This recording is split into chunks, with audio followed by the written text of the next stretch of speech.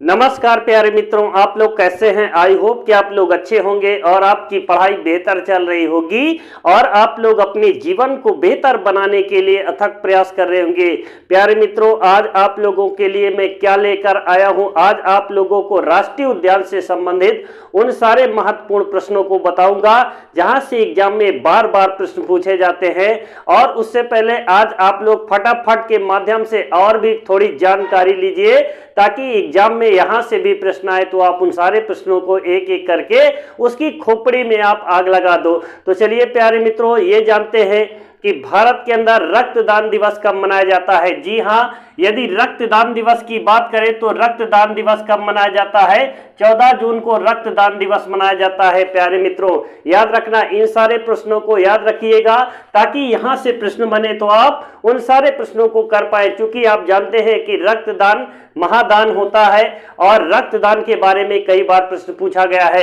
तो रक्तदान दिवस कब मनाया जाता है। 14 जून को मनाया जाता है। मजदूर दिवस कब मनाया जाता है। 1 मई को मनाया जाता है मजदूर दिवस। जी हाँ, कब मनाया जाता है। 1 मई को। और एड्स दिवस कब। 1 दिसंबर को मनाया जाता है एड्स दिवस।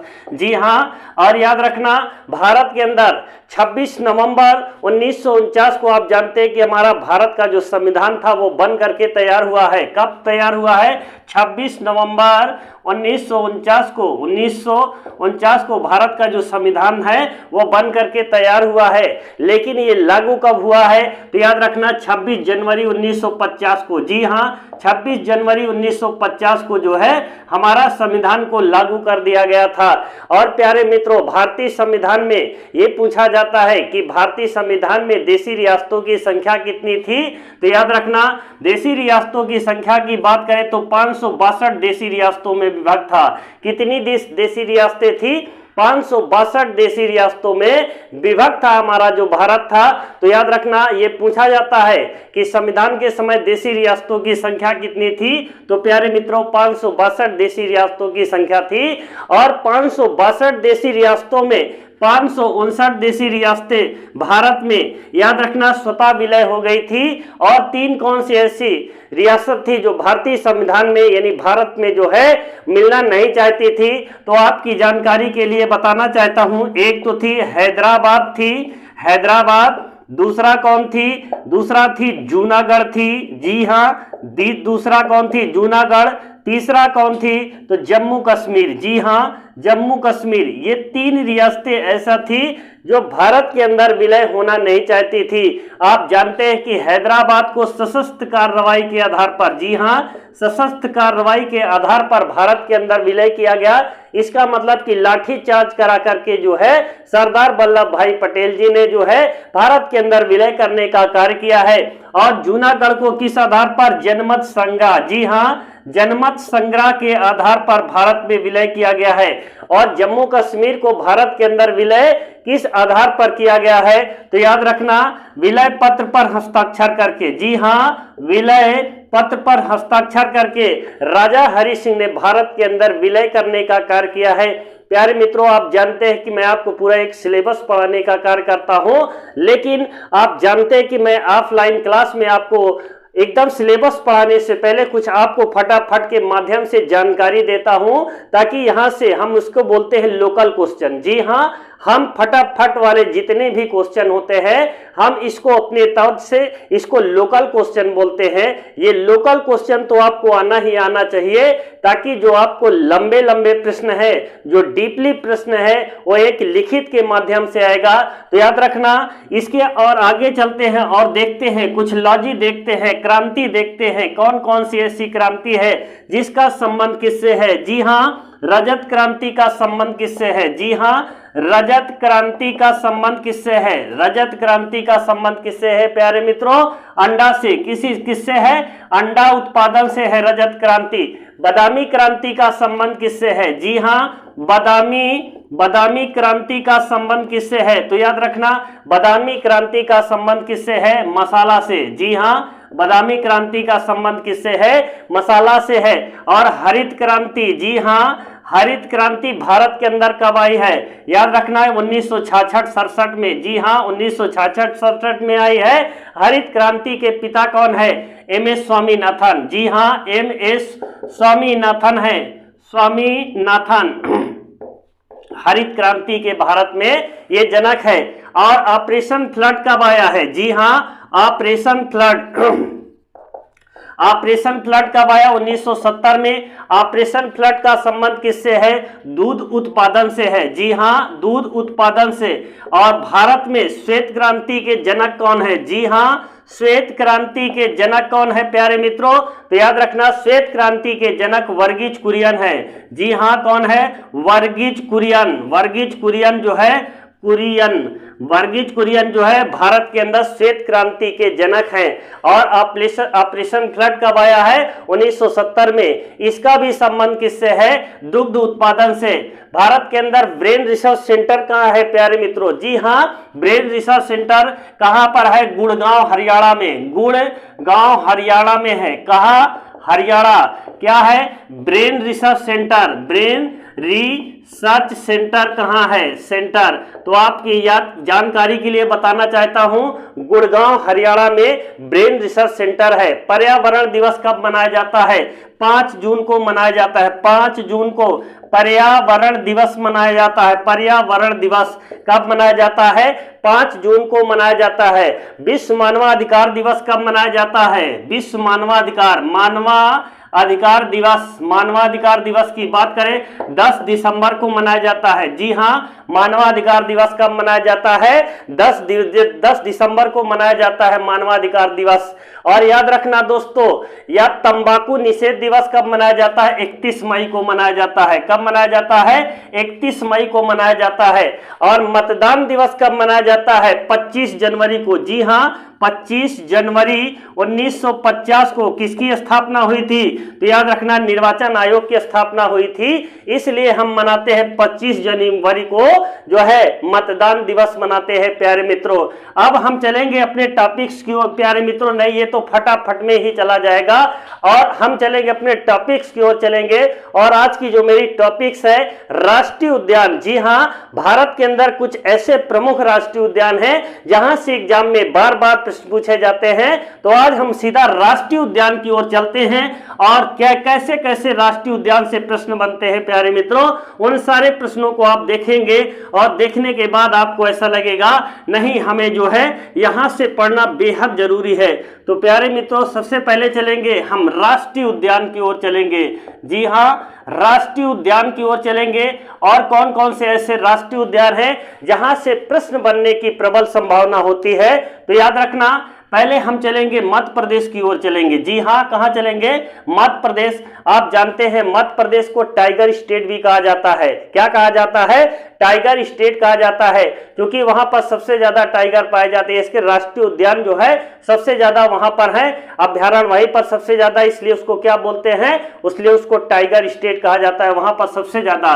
तो यहाँ पे आए देखेंगे माधव राष्ट्रीय उद्यान। जी हाँ, माधव राष्ट्रीय उद्यान किस राज्य में है? राष्ट्रीय उद्यान। तो याद रखना, माधव राष्ट्रीय उद्यान कहां पर है? मध्य प्रदेश में है। और कान्हा राष्ट्रीय उद्यान। जी हां, कान्हा राष्ट्रीय उद्यान किस राज्य में है? तो याद रखना, कान्हा भी कहां पर है प्यारे मित्रों? ये भी मध्य प्रदेश में है कान्हा। इसके बाद क्या है? पेंच राष्ट्रीय उद्यान। जी हां, पेंच राष्ट्रीय उद्यान कहां है? तो याद रखना, पेंच भी मध्य प्रदेश में राष्ट्रीय उद्यान है। अब इसके बाद क्या देखेंगे? सतपुड़ा। सतपुड़ा भी मध्य प्रदेश में है। सतपुड़ा राष्ट्रीय उद्यान किस राज्य में है? तो याद रखना, ये भी मध्य प्रदेश में है। वन विहार राष्ट्रीय उद्यान। जी हाँ, वन विहार राष्ट्रीय उद्यान। तो याद रखना, वन विहार राष्ट्रीय उद्यान भी कहां पर है? मध्य प्रदेश में है। संजय गांधी राष्ट्रीय उद्यान। जी हाँ, संजय गांधी राष्ट्रीय उद्यान कहां पर है? तो याद रखना, ये भी मध्य प्रदेश में है प्यारे मित्रों।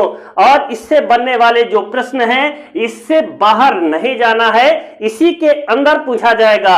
अब चलते हैं हम कहां चलेंगे? इसके आगे, इसके सीमा से लगा हुआ जो राज्य है उसका नाम क्या है? याद रखना, महाराष्ट्र। कहां चलेंगे आप? महाराष्ट्र की ओर चलेंगे और देखेंगे कि महाराष्ट्र में कौन कौन से ऐसे राष्ट्रीय उद्यान है जो एग्जाम की दृष्टि से बेहद। तो पहले नंबर पर देखेंगे चंदौली। जी हां, चंदौली चंदौली राष्ट्रीय उद्यान कहाँ है? तो याद रखना चंदौली राष्ट्रीय उद्यान कहाँ पर है? मध्य प्रदेश में है। और इसके बाद देखेंगे गुगामल, जी हाँ गुगामल राष्ट्रीय उद्यान, गुगामल राष्ट्रीय उद्यान तो कहां पर है गुगामल भी है कहां पे? महाराष्ट्र में। तीसरे नंबर पर देखेंगे नवेगांव, जी हाँ नवेगांव राष्ट्रीय उद्यान कहां पर है? यह भी महाराष्ट्र में स्थित है।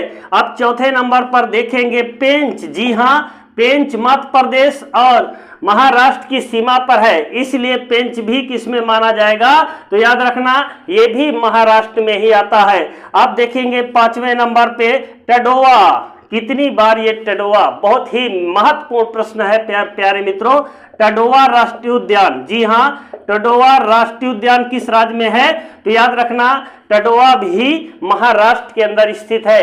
प्यारे मित्रों यदि क्लास आप लोगों को पसंद आएगी तो आप लोगों के बीच में शेयर जरूर करिएगा दोस्तों, और कमेंट बॉक्स में कमेंट जरूर कीजिएगा, उससे हम लोगों को एनर्जी मिलती है और आप लोगों के लिए बेहतरीन कंटेंट देने का पूरा प्रयास करते हैं, ताकि बच्चा एकदम पूरी तरह से जो है गदगद हो जाए, उसको ऐसा लगे कि हाँ नहीं मुझको क्लास मिल रही है। अब इसके बाद देखेंगे दोस्तों, इसके बाद चलते हैं मणिपुर में कौन सा राष्ट्रीय उद्यान है? जी हाँ मणिपुर में देखेंगे, कहां पर देखेंगे? मणिपुर में कौन सा राष्ट्रीय उद्यान है? तो याद रखना किबुल लामजाओ, जी हाँ किबुल लामजाओ राष्ट्रीय उद्यान, लामजाओ ये कहां पर है प्यारे मित्रों? ये मणिपुर में है। और इसके बाद देखेंगे मेघालय, जी हाँ इसके बाद कहां पर देखेंगे? मेघालय में कौन सा राष्ट्रीय उद्यान है? मेघालय में देखेंगे बलाफक्रम राष्ट्रीय उद्यान, जी हाँ कौन है? बलाफक्रम राष्ट्रीय उद्यान। बलाफक्रम राष्ट्रीय उद्यान कहां पर है? तो याद रखना ये मेघालय में है। और यहां पर एक और भी है जिसका नाम नोकरेक राष्ट्रीय उद्यान, कौन सा है? नोकरेक राष्ट्रीय उद्यान कहां पर है? ये भी याद रखना मेघालय में है। इन सारे प्रश्नों के संग्रह को आप लोग करिएगा और देखिएगा कि आप लोगों को कैसा कैसा प्रश्न बनता है, याद रखना एग्जाम में। आप देखेंगे इंटास्की, जी हाँ इंटास्की राष्ट्रीय उद्यान किस राज्य में है? इंटास्की राष्ट्रीय उद्यान की बात करें तो प्यारे मित्रों ये इंटास्की नागालैंड में है। कहां पर है? नागालैंड में है इंटास्की राष्ट्रीय उद्यान, नागालैंड में है। और ये बताया जाए बिहार में कौन सा है? जी हाँ बिहार में कौन सा राष्ट्रीय उद्यान है? वाल्मीकि राष्ट्रीय उद्यान, जी हाँ वाल्मीकि राष्ट्रीय उद्यान कहां पर है? तो याद रखना वाल्मीकि राष्ट्रीय उद्यान कहां पर है? बिहार में है। उत्तर प्रदेश का कौन सा राष्ट्रीय उद्यान है? दुधवा, जी हाँ कौन है? दुधवा राष्ट्रीय उद्यान कहां पर है प्यारे मित्रों? तो याद रखना दुधवा राष्ट्रीय उद्यान उत्तर प्रदेश में स्थित है प्यारे मित्रों। ये जो आप लोगों को संग्रह मिल रहा है द ग्रेट एजुकेशन के ऑनलाइन प्लेटफॉर्म के माध्यम से, ये आपको जो जानकारी उपलब्ध कराई जा रही प्यारे मित्रों बहुत ही महत्वपूर्ण है। अब चलेंगे राजस्थान, जी हाँ राजस्थान में कौन कौन सा राष्ट्रीय उद्यान है? राजस्थान में देखेंगे राजस्थान में कौन कौन सा राष्ट्रीय उद्यान है प्यारे मित्रों? तो याद रखना यहाँ पर है मरु राष्ट्रीय उद्यान, जी हाँ मरु राष्ट्रीय उद्यान कहां पर है? ये मध्य प्रदेश में है। इसके बाद कौन है? मुकुंदरा हिल, जी हाँ मुकुंदरा हिल्स राष्ट्रीय उद्यान कहां पर है? ये भी याद रखना राजस्थान में है। आप देखेंगे तीसरे नंबर पे सरिस्का राष्ट्रीय उद्यान, जी हाँ राष्ट्रीय उद्यान कहां पर है? ये भी राजस्थान में है। इसके बाद कौन है? रणथंभौर राष्ट्रीय उद्यान कहां पर है? तो याद रखना ये भी राजस्थान में स्थित है। रणथंभौर राष्ट्रीय उद्यान भी ये भी है। और इसके बाद कौन सा है? केवला देवघाना, जी हाँ केवला देवघाना राष्ट्रीय उद्यान ये भी कहां पर है प्यारे मित्रों? ये भी राजस्थान में है। और यहां से प्रश्न कई बार सरिस्का से पूछा गया है, केवला देवघाना से पूछा गया है और मुकुंदरा हिल्स राष्ट्रीय उद्यान से कई बार प्रश्न पूछे गए हैं। तो आप लोग इन सारे प्रश्नों को कीजिएगा प्यारे मित्रों। आप लोग एक भी प्रश्न को छोड़िएगा नहीं। और आप लोगों को ऑफलाइन क्लास में वैसे भी मैं फटाफट के माध्यम से जितने भी भारत के अंदर राष्ट्रीय उद्यान है सभी राष्ट्रीय उद्यान को एक एक करके आपके सामने रखता हूं, प्रतिदिन करता हूं। और आप लोगों को ये बहुत जल्द से जल्द जो है पूरा आपके दिमाग में सेट हो जाएगा। बस एक बार आप लोग केवल देखते रहिएगा प्यारे मित्रों, ताकि यहां से प्रश्न बने तो आप उन सारे प्रश्नों को एक एक करके कर पाए। अब चलेंगे उड़ीसा की ओर चलेंगे प्यारे मित्रों। जी हाँ, किधर चलेंगे?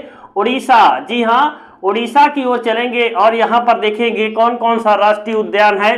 तो पहले देखेंगे भीतरकनिका। जी हाँ, भीतरकनिका राष्ट्रीय उद्यान, भीतरकनिका राष्ट्रीय उद्यान। और दूसरे नंबर पे कौन है? सिमलीपाल। जी हाँ, सिमलीपाल राष्ट्रीय उद्यान। सिमलीपाल राष्ट्रीय उद्यान कहां पर है? तो याद रखना ये भी उड़ीसा में है। अब इसके आगे चलेंगे पश्चिम बंगाल में। जी हाँ, पश्चिम बंगाल में। और देखेंगे यहां पर कौन कौन सा है।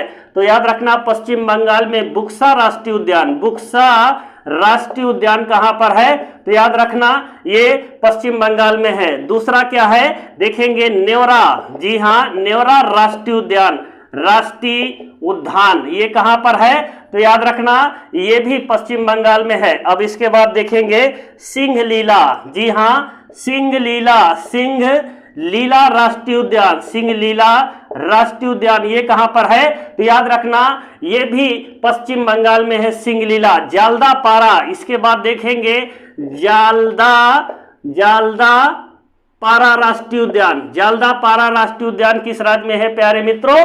तो याद रखना ये भी कहां पे है? पश्चिम बंगाल राज्य में स्थित है। जालदापारा भी राष्ट्रीय उद्यान पश्चिम बंगाल में स्थित है। आई होप कि आप लोगों को ये सारी बातें समझ में आ रही होगी और आप लोगों को आज की जो क्लास है बहुत ही मनोरंजन आ रहा होगा।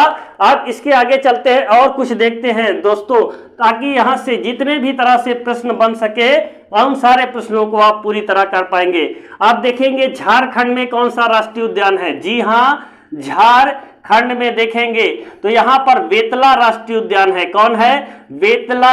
बेतला राष्ट्रीय उद्यान। जी हाँ, बेतला राष्ट्रीय उद्यान कहां पर है?